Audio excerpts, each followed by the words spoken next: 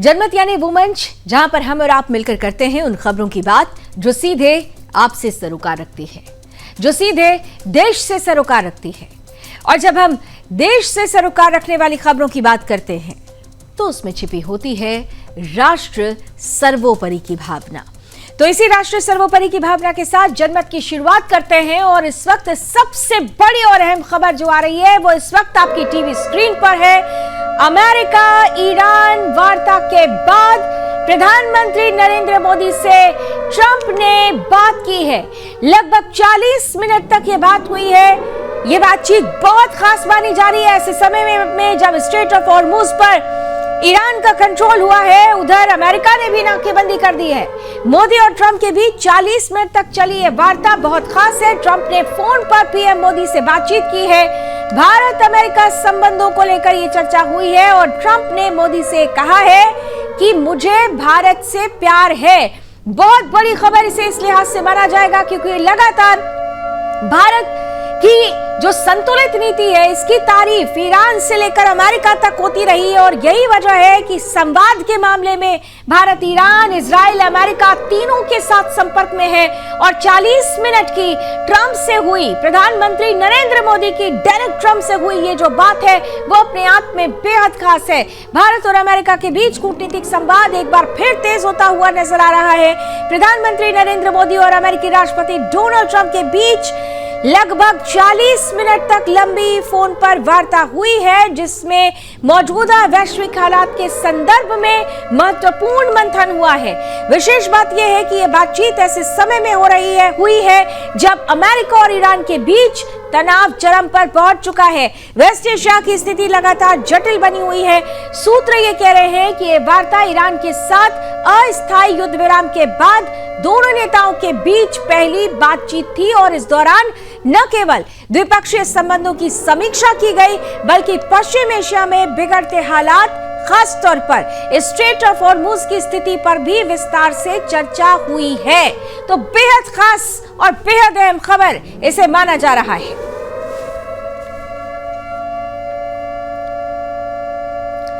तो प्रधानमंत्री नरेंद्र मोदी और डोनाल्ड ट्रंप के बीच की बातचीत और खास तौर से स्ट्रेट ऑफ हॉर्मुज को लेकर ये जो चर्चा हुई है वो बहुत खास हो रही है। वही समुद्री मार्ग जो वैश्विक ऊर्जा आपूर्ति का महत्वपूर्ण केंद्र है, जहां किसी भी प्रकार का तनाव सीधे दुनिया की अर्थव्यवस्था को प्रभावित कर सकता है।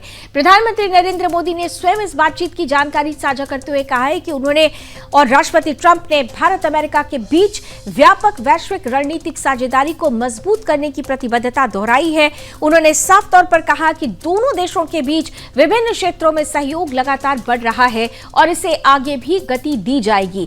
इस बातचीत में रक्षा, व्यापार, ऊर्जा और तकनीकी सहयोग जैसे मुद्दों पर भी चर्चा होने की बात सामने आ रही है। वहीं भारत में अमेरिका के राजदूत सर्जियो गॉर्ड ने इस वार्ता को लेकर महत्वपूर्ण जानकारी दी है। उन्होंने बताया कि राष्ट्रपति ट्रंप ने प्रधानमंत्री मोदी से बातचीत के दौरान कहा कि अमेरिका भारत से प्यार करता है। इस बयान को दोनों देशों के मजबूत होते रिश्तों के प्रतीक के रूप में देखा जा रहा है। इस वार्ता का एक महत्वपूर्ण पहलू हॉर्मुज जल डमरू मध्य को लेकर भी रहा।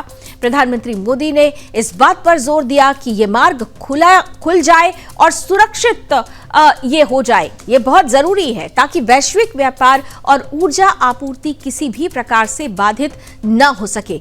यहां पर गौर करने वाली बात यह है कि हाल ही में अमेरिका ने इस क्षेत्र में नाकेबंदी जैसे कदम उठाने के जो संकेत दिए थे उसके बाद नाकेबंदी शुरू भी हुई जिससे अंतर्राष्ट्रीय स्तर पर चिंता और ज्यादा बढ़ गई।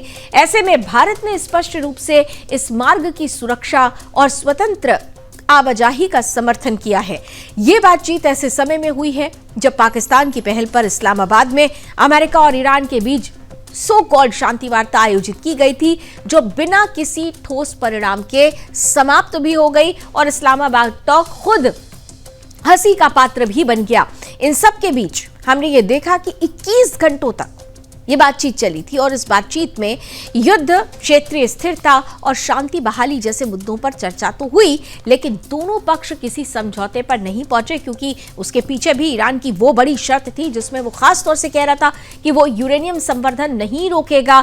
लेबनान पर जो हमले इजराइल कर रहा है उसे पूरी तरह से रोकने की बात कही जा रही थी जबकि इजराइल ये स्पष्ट कर चुका था कि हिजबुल्लाह जैसे आतंकी संगठन पर हमले लगातार जारी रहेंगे, वो किसी भी तरीके से अपनी अखंडता, अपनी संप्रभुता पर हमले बर्दाश्त नहीं करेगा। और यहीं से अटक गई थी बात। ईरान की चालबाजी सामने आई थी और साफ तौर पर जब ईरान ने अपनी देखा कि उसकी शर्तों पर किसी भी प्रकार की कोई प्रतिक्रिया नहीं आ रही है, तो इसके बाद ये मीटिंग बेनतीजा रही, कोई परिणाम नहीं आया। क्षेत्र में तनाव इसके बाद और ज्यादा बढ़ गया। अमेरिका ने ईरान पर दबाव बढ़ाने के संकेत दे दिए। विशेषज्ञ ये मान रहे हैं कि इस पूरे घटनाक्रम के बीच भारत की भूमिका बेहद संतुलित और महत्वपूर्ण बनती जा रही है। एक ओर तो भारत के अमेरिका के साथ मजबूत रणनीतिक संबंध है, दूसरी ओर ईरान के साथ भी उसके ऐतिहासिक और ऊर्जा संबंध जुड़े हुए हैं। और इन संबंधों के बारे में उस पंक्ति से ज्यादा बल मिल जाता है जब आपको याद होगा कि ईरान के विदेश मंत्री अब्बास अरागची ने सबसे पहले ये स्टेटमेंट दिया था कि माफ कीजिएगा, राष्ट्रपति पेजिशकियन ने, मसूद पेजिशकियन ने यह साफ तौर पर कहा था कि भारत की जो नीति है वो संतुलित है और उस संतुलित नीति की सराहना तक कर दी गई थी। ऐसे में भारत के लिए दोनों पक्षों के बीच संतुलन बनाए रखना एक बड़ी कूटनीतिक चुनौती हो चुकी है। इससे पहले भी 24 मार्च को प्रधानमंत्री नरेंद्र मोदी और राष्ट्रपति ट्रंप के बीच बातचीत हुई थी, जिसमें स्ट्रेट ऑफ हॉर्मुज को लेकर चिंता जताई गई थी। अब 14 अप्रैल को हुई ये ताजा बातचीत इस बात का संकेत दे रही है कि दोनों देश इस मुद्दे को लगातार संवाद बनाए हुए हैं और क्षेत्रीय स्थिरता के लिए मिलकर काम करना चाहते हैं। अंतर्राष्ट्रीय राजनीति के जानकारों का मानना है कि भारत और अमेरिका के बीच इस तरह की नियमित बातचीत न केवल द्विपक्षीय संबंधों को मजबूत करती है, बल्कि वैश्विक स्तर पर भी एक सकारात्मक संदेश देती है, विशेषकर ऐसे समय में जब दुनिया के लिए कई हिस्से, हम देख रहे हैं कि दुनिया के कई हिस्से संघर्ष और अस्थिरता से जूझ रहे हों। भारत और अमेरिका जैसे बड़े लोकतांत्रिक देशों के बीच संवाद का जारी रहना बेहद अहम माना जा रहा है। आने वाले दिनों में यह देखना दिलचस्प होगा कि पश्चिम एशिया में हालात किस दिशा में आगे बढ़ते हैं और क्या अमेरिका और ईरान के बीच कोई नई वार्ता संभव हो पाती है। फिलहाल प्रधानमंत्री मोदी और राष्ट्रपति ट्रंप के बीच हुई ये बातचीत इस बात का संकेत जरूर दे रही है कि वैश्विक तनाव के बीच भी कूटनीति के दरवाजे खुले हुए हैं और बड़े देश मिलकर चाहें तो समाधान निकल सकता है और इसीलिए समाधान तलाशने की कोशिशें भी लगातार जारी है।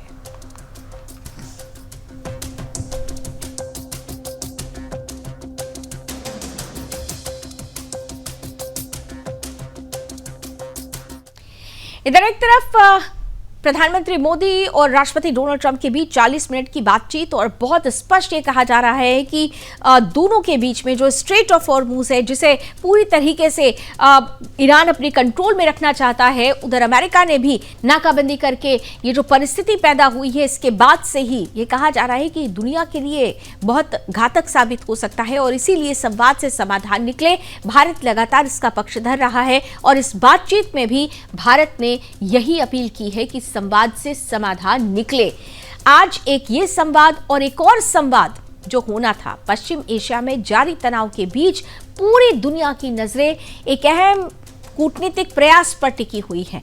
अमेरिका और ईरान के बीच अस्थायी युद्ध विराम के बाद अब संघर्ष का केंद्र इजराइल और लेबनान बन चुका है।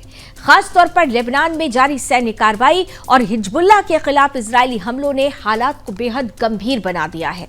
इजराइल लगातार लेबनान में हिजबुल्लाह के ठिकानों को निशाना बना रहा है। बीते दिनों बेरूत समेत कई इलाकों में हुए हमलों ने भारी तबाही मचाई है।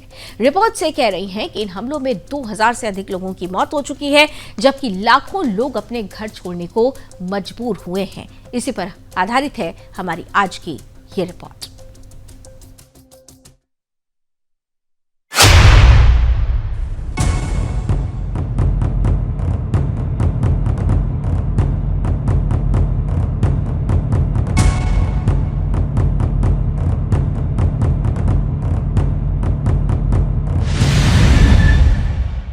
पश्चिम एशिया में जारी तनाव के बीच अब पूरी दुनिया की नजर एक अहम कूटनीतिक प्रयास पर टिक गई है।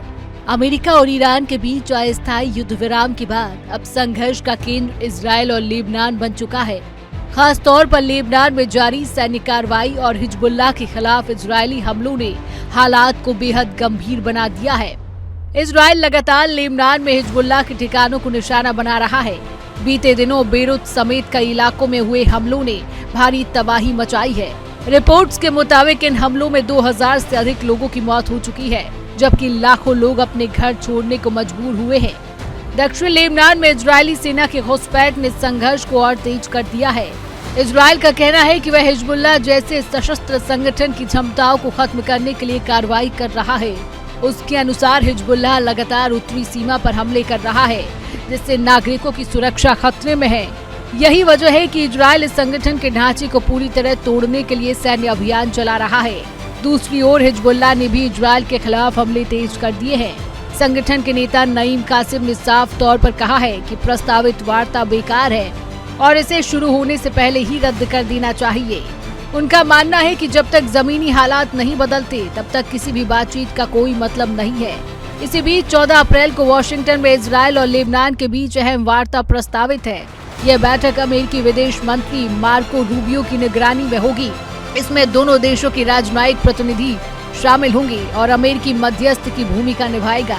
अमेरिकी अधिकारियों के अनुसार यह 1993 के बाद यह पहली बार है जब इजरायल और लेबनान के बीच इतने उच्च स्तर पर सीधे बातचीत हो रही है। इस बैठक में मुख्य रूप से 2 मुद्दों पर चर्चा होगी: इजरायल की उत्तरी सीमा की सुरक्षा और लेबनान की अपनी जमीन पर पूर्ण नियंत्रण बहाल करना। हालांकि इस वार्ता से किसी बड़े नतीजे की उम्मीद कम ही जताई जा रही है। इसकी सबसे बड़ी वजह दोनों पक्षों के बीच गहरा अविश्वास है। इजरायल स्पष्ट कर चुका है कि वह हिजबुल्लाह के साथ किसी भी प्रकार का युद्ध विराम नहीं करेगा जब तक यह संगठन पूरी तरह हथियार नहीं डाल देता और लेबनान से हट नहीं जाता। लेबनान की स्थिति भी जटिल बनी हुई है। एक ओर वह अपने क्षेत्र में शांति चाहता है तो दूसरी ओर हिजबुल्लाह जैसे संगठन की मौजूदगी उसके लिए चुनौती बन गई है। यही कारण है कि वह सीधे तौर पर किसी एक पक्ष की शर्तों को मानने की स्थिति में नहीं है। Bureau report, international desk, Sudarshan news.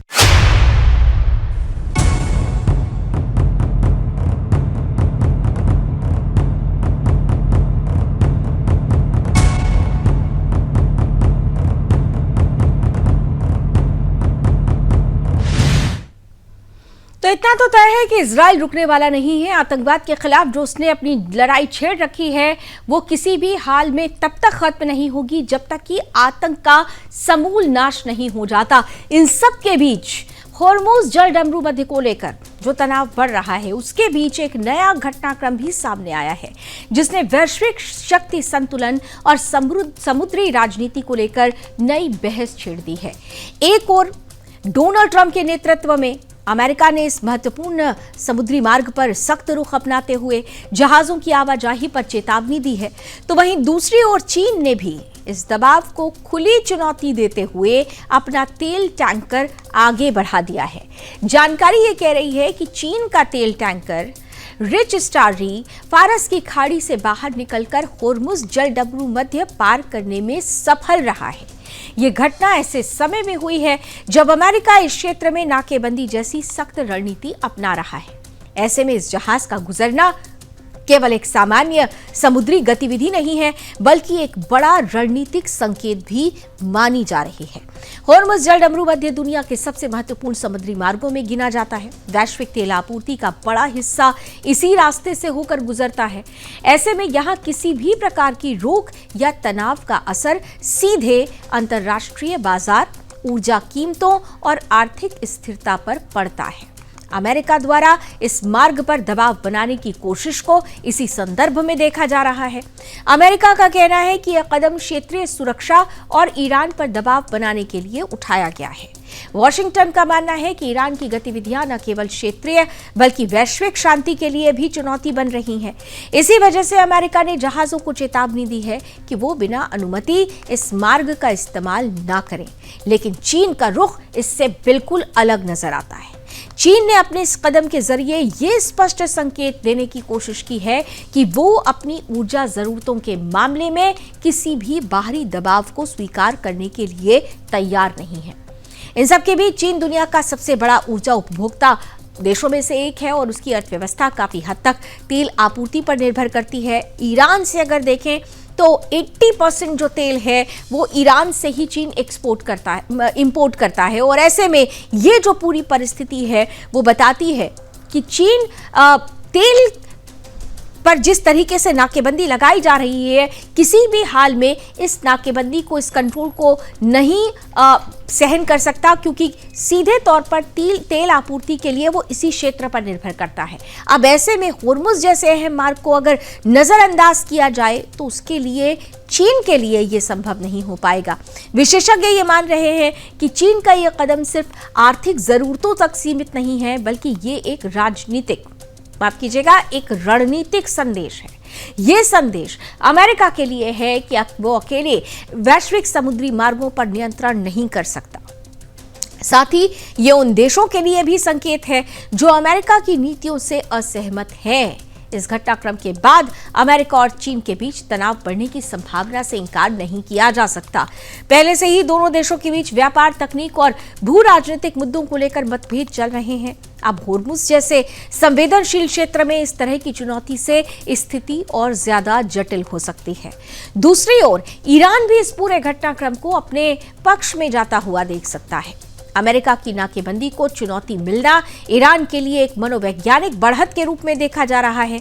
इससे ये संदेश जाता है कि अमेरिका की रणनीति को पूरी तरह से वैश्विक समर्थन नहीं मिल रहा है। हालांकि इस स्थिति के खतरनाक पहलू भी हैं।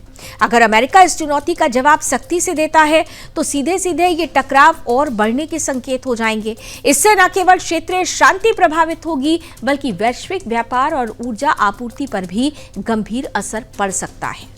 तेल बाजार पहले से ही इस तनाव के कारण संवेदनशील बना हुआ है और अगर होर्मुज में स्थिति और बिगड़ती है तो तेल की कीमतों में तेज उछाल आना संभव है।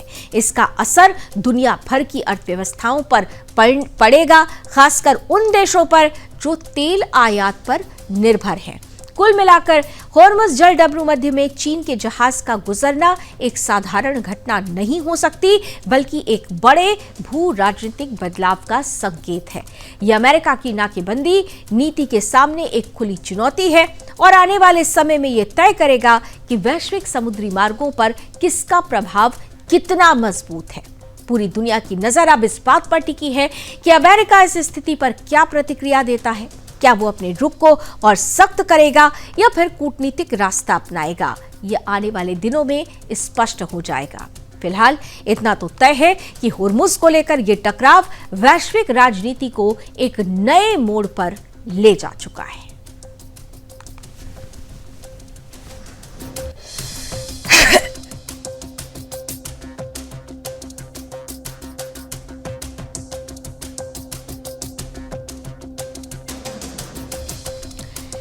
इधर पश्चिम एशिया में जारी तनाव के बीच चीन की भूमिका को लेकर वैश्विक स्तर पर चर्चा तेज हो गई है। खासकर अमेरिका, इजराइल और ईरान के बीच बढ़ते टकराव के बीच चीनी राष्ट्रपति शी जिनपिंग का बयान कई मायनों में महत्वपूर्ण माना जा रहा है। हालांकि चीन ने सार्वजनिक तौर पर संतुलित और तटस्थ रुख ही अपनाया है, लेकिन कूटनीतिक संकेत कुछ और कहानी बयां कर रहे हैं। चीनी राष्ट्रपति शी जिनपिंग ने स्पष्ट रूप से कहा कि पश्चिम एशिया और खाड़ी क्षेत्र के देशों की संप्रभुता, सुरक्षा और क्षेत्रीय अखंडता का सम्मान किया जाना चाहिए। उन्होंने ये भी कहा कि सभी देशों के नागरिकों और संस्थानों और संसाधनों की सुरक्षा सुनिश्चित करना अंतर्राष्ट्रीय समुदाय की जिम्मेदारी है। यह बयान ऐसे समय में आया है जब अमेरिका और ईरान के बीच टकराव चरम पर है और इजराइल लेबनान मोर्चे पर भी हालात गंभीर बने हुए हैं। शी जिनपिंग ने अपने बयान में अंतर्राष्ट्रीय कानून को बनाए रखने की जरूरत पर जोर दिया। उन्होंने कहा कि दुनिया को जंगल के कानून यानी अराजकता की ओर जाने से रोकने के लिए नियम आधारित व्यवस्था जरूरी है। यह बयान अप्रत्यक्ष रूप से अमेरिका की सैन्य कार्रवाई और होर्मुज जल डमरू मध्य में उसकी नाकेबंदी की नीति की आलोचना के रूप में देखा जा रहा है। चीन ने खासतौर पर होर्मुज जल डमरू मध्य में निर्बाध आवागमन की वकालत की है। किसी भी तरीके की कोई रोक ना हो, निर्बाध आवागमन यहां पर हो और इसीलिए चीन इसका समर्थन कर रहा है। ये जलमार्ग वैश्विक ऊर्जा आपूर्ति का एक प्रमुख रास्ता है जहां किसी भी तरह का व्यवधान पूरी दुनिया की अर्थव्यवस्था को प्रभावित कर सकता है। चीन के विदेश मंत्रालय ने भी स्पष्ट किया है कि इस क्षेत्र में स्थिरता और सुरक्षा बनाए रखना सभी देशों के हित में है और अमेरिका और ईरान के बीच हाल ही में इस्लामाबाद में हुई वार्ता विफल रही, जिसके बाद तनाव और बढ़ गया है। अमेरिकी राष्ट्रपति डोनाल्ड ट्रंप ने ईरान के खिलाफ सख्त रुख अपनाते हुए नाकाबंदी तक का आदेश दे दिया है। वहीं ईरान भी अपनी संप्रभुता को लेकर आक्रामक रुख में है। इस पूरे घटनाक्रम में चीन ने सीधे तौर पर किसी एक पक्ष का समर्थन नहीं किया है, लेकिन उसके बयान और कदम ये संकेत देते हैं कि वो अमेरिका के दबाव वाली रणनीति से सहमत नहीं है। और पहले भी हमने देखा है, हालांकि दबे जबान ये भी बात हुई थी कि चीन ईरान को बैकडोर से सपोर्ट कर रहा है। चीन लगातार संवाद, कूटनीति और बहुपक्षीय समाधान की बात तो कर रहा है, लेकिन चीन ईरान को बैकडोर से सपोर्ट भी कर रहा है। चीन और ईरान के बीच लंबे समय से रणनीतिक और आर्थिक संबंध रहे हैं। ऊर्जा जरूरतों को पूरा करने के लिए चीन ईरान पर काफी हद तक निर्भर रहा है। यही वजह है कि चीन किसी भी ऐसे कदम के खिलाफ है जो ईरान के तेल निर्यात या क्षेत्रीय स्थिरता को प्रभावित करे। विशेषज्ञ ये मान रहे हैं कि भले ही चीन खुले तौर पर ईरान के पक्ष में नहीं बोल रहा, लेकिन वो परोक्ष रूप से तेहरान को कूटनीतिक समर्थन जरूर दे रहा है। अमेरिका की नाकेबंदी के बावजूद चीनी जहाजों का स्ट्रेट ऑफ हॉर्मुज से गुजरना इसी रणनीति का हिस्सा माना जा रहा है। चीन का ये रुख वैश्विक शक्ति संतुलन को भी प्रभावित कर सकता है। एक तरफ अमेरिका क्षेत्र में अपनी सैन्य मौजूदगी बढ़ा रहा है, तो दूसरी तरफ चीन आर्थिक और कूटनीतिक स्तर पर अपनी पकड़ मजबूत कर रहा है। यह प्रतिस्पर्धा आने वाले समय में और तेज हो सकती है। शी जिनपिंग के बयान को खाड़ी देशों के लिए भी एक संदेश माना जा रहा है। चीन ये दिखाना चाहता है कि वो क्षेत्र में स्थिरता और विकास का समर्थक है और किसी भी सैन्य टकराव के बजाय संवाद को प्राथमिकता देता है। फिलहाल स्थिति बेहद नाजुक बनी हुई है। अमेरिका और ईरान के बीच तनाव, इजराइल लेबनान संघर्ष और चीन की सक्रियता, इन सब के बीच पश्चिम एशिया एक बड़े भू राजनीतिक संघर्ष का केंद्र बन चुका है। चीन का रुख भले ही संतुलित दिखे, लेकिन अंदर खाने उसकी रणनीति साफ है। अमेरिकी दबाव को चुनौती देना, अपने आर्थिक हितों की रक्षा करना और वैश्विक मंच पर खुद को एक जिम्मेदार शक्ति के रूप में स्थापित करना। आने वाले दिनों में ये देखना बेहद अहम होगा कि क्या चीन खुलकर किसी पक्ष में आता है या फिर अपनी कूटनीतिक संतुलन की नीति पर ही कायम रहता है। फिलहाल इतना तो तय है कि मिडिल ईस्ट के संघर्ष में चीन की भूमिका धीरे धीरे निर्णायक होती जा रही है।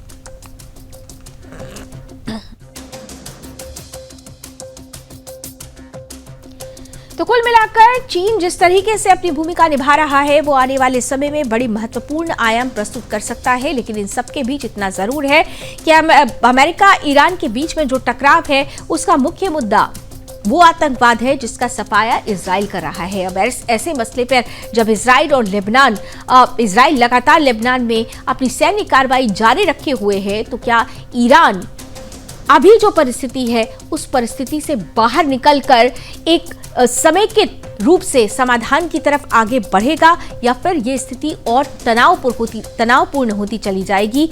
ये बहुत दिलचस्प होगा देखना। छत्तीसगढ़ से आज एक दुखद खबर आई, जहां सक्ती जिले में स्थित वेदांता पावर प्लांट में भीषण बॉयलर ब्लास्ट हुआ और इसके बाद जो तस्वीरें आई उसने पूरे देश को झकझोर दिया।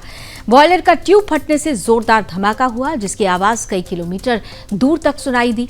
इस दर्दनाक घटना में अब तक कई मजदूरों की मौत हो चुकी है। 20 से ज्यादा मजदूर गंभीर रूप से झुलस गए हैं। आंकड़े ये कह रहे हैं कि लगभग 12 से 13 लोग हैं जो इस हादसे का शिकार हुए हैं, जिनकी मृत्यु हो चुकी है। बताया ये भी जा रहा है कि संख्या और बढ़ सकती है। जिस समय प्लांट में यह हादसा हुआ उस वक्त 50 से ज्यादा मजदूर यहां काम कर रहे थे। अचानक हुए इस विस्फोट के बाद मौके पर अफरा तफरी का माहौल बन गया। मजदूर अपनी जान बचाने के लिए इधर उधर भागने लगे। कई मजदूर बुरी तरह झुलस गए, जिनकी हालत अब भी नाजुक बनी हुई है। घायलों को तुरंत नजदीकी अस्पताल में भर्ती कराया गया है, जहां उनका इलाज जारी है। घटना की सूचना मिलते ही पुलिस, दमकल और प्रशासन की टीम मौके पर पहुंच गई और राहत एवं बचाव कार्य शुरू कर दिया गया। प्रशासन ने पूरे इलाके को घेरकर जांच शुरू कर दी और हादसे के कारणों का पता लगाया जा रहा है।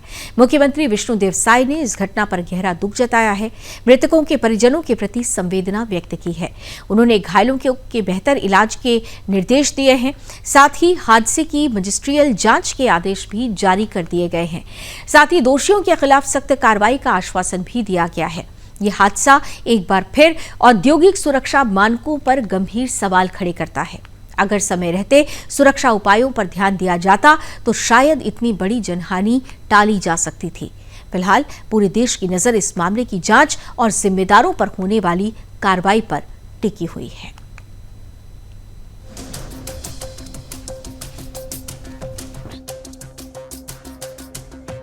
घटना में हम लोग बड़ा दुखी हैं। अभी जैसे कलेक्टर साहब से बात हुआ, कलेक्टर, एसपी, एसडीएम, श्रम विभाग के अधिकारी, अपने स्वास्थ्य सुरक्षा के अधिकारी सब पहुंच गए हैं। और जैसे बताया गया है कलेक्टर के साहब के द्वारा कि 24 लोग को चोट लगा है बॉयलर के गर्म पानी की पाइप फटने से, जिसमें 9 लोग को तत्काल मौके पर ही स्वर्गवास हो गए, मृत्यु हो गए हैं। मैंने अभी कलेक्टर साहब को कहा है कि कड़ा से कड़ा उसका जांच करें और जितना ज्यादा से ज्यादा हो सके मृतकों को परिवार को राहत राशि दिलाएं और घायलों को तत्काल समुचित इलाज की व्यवस्था कराएं। और जो भी श्रम कानून के अंतर्गत नियम प्रक्रिया है वो सारी नियम प्रक्रिया के साथ कड़ी से कड़ी कार्रवाई की जाएगी, जांच की जाएगी और लोगों को श्रम स्वास्थ्य सुरक्षा के माध्यम से जो मुआवजा वगैरह का प्रावधान रहता है वो भी पेंशन को सारी मृतक के परिवारों को दिलाने का प्रयास करेंगे। और आगे बढ़ते हैं और अब बात करते हैं बिहार की, उस बिहार की जहां राजनीति में एक बड़ा और ऐतिहासिक बदलाव आखिरकार सामने आ ही गया है। लंबे समय से जारी सियासी अटकलों पर विराम लगाते हुए मुख्यमंत्री पद से नीतीश कुमार ने जब इस्तीफा दिया तो राज्य को नए चेहरे, नए मुख्यमंत्री के रूप में सम्राट चौधरी का नाम सामने मिल गया। इस निर्णय के साथ ही बिहार में एक नए राजनीतिक दौर की शुरुआत हो चुकी है, जहां पहली बार स्वतंत्रता के बाद लगभग 75 सालों के बाद भारतीय जनता पार्टी का नेता मुख्यमंत्री पद संभालने जा रहे हैं।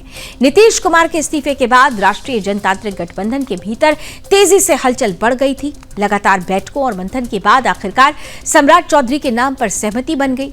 जैसे ही उनके नाम की आधिकारिक घोषणा हुई वैसे ही कई दिनों से चला आ रहा सस्पेंस खत्म हो गया और अब कल का दिन बेहद खास होने वाला है, जब शपथ ग्रहण 15 अप्रैल की सुबह शपथ ग्रहण समारोह के साथ ही नई सरकार औपचारिक रूप से कार्यभार भी संभाल लेगी। जो काम नीतीश कुमार जी ने किया, हमारे यशस्वी प्रधानमंत्री श्रीमान नरेंद्र मोदी जी के नेतृत्व में श्री सम्राट चौधरी जी उसको बहुत तेजी से और ऊंचाइयों पर ले जाएंगे। प्रधानमंत्री जी का बिहार से अलग तरह का लगाव रहा है और पिछले दिनों केंद्र सरकार ने जो विकास के काम किए वो भी उदाहरण है।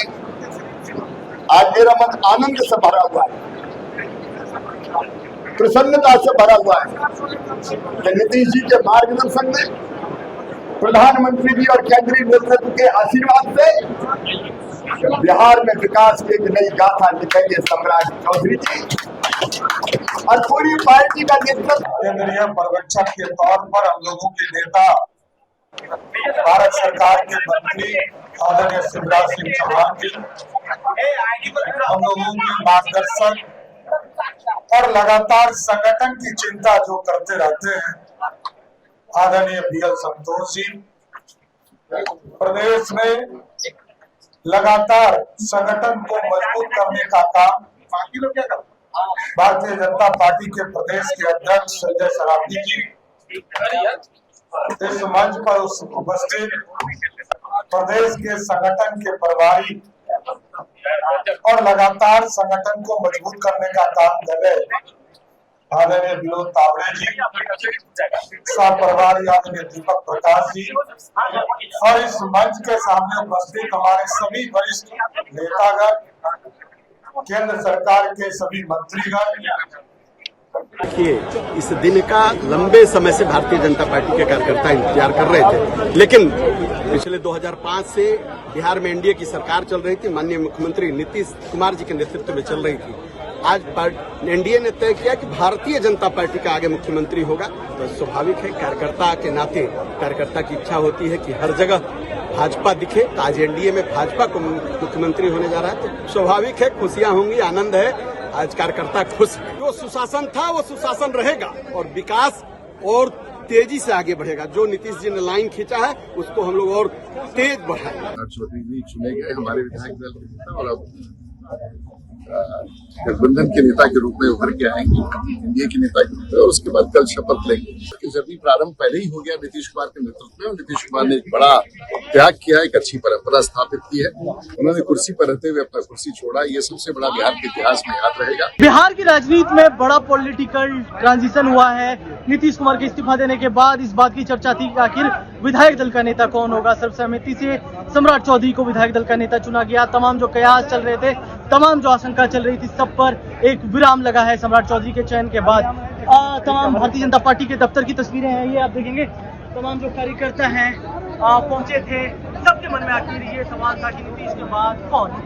ये सवाल था ना आप लोगों के मन में? बिल्कुल था। नीतीश के बाद कौन? एकदम लग रहा था हम लोगों को कि नीतीश जी के बाद एक बिहार में एक ऐसा मुख्यमंत्री चाहिए था जिस मुख्यमंत्री में एक विजन हो, बिहार को परम वैभव पर ले जाने का।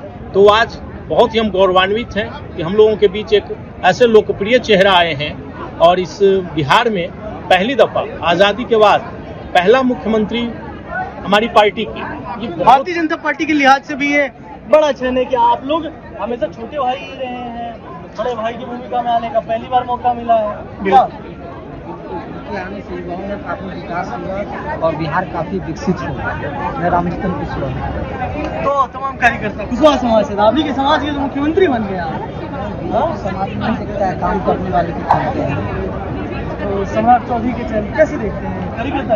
ये एक बहुत अच्छा मौका है भाजपा के लिए। पहली बार बिहार में भाजपा की अपना मुख्यमंत्री बन रहा है, और ये हम लोगों के लिए बड़े फक्र का विषय है, सभी भाजपा कार्यकर्ताओं के लिए, सभी लोगों के लिए। और उम्मीद है कि बहुत जल्द जिस पायदान को नीतीश कुमार जी ने छुआ था उससे एक कदम आगे ऊपर ले जाएंगे, और बहुत बढ़िया होगा बिहार का। जो बचा कुचा विकास है वो करेंगे, और इसके लिए तो भाजपा दफ्तर की ये तस्वीरें हैं। तमाम कार्यकर्ताओं के अंदर एक जाम भी है इस बात को लेकर कि नया मौका, नया मुख्यमंत्री। भारतीय जनता पार्टी के लिहाज से भी ये एक बड़ा क्षण है कि आजादी के बाद पहली बार मौका मिला अपना मुख्यमंत्री प्रेजेंट करने का।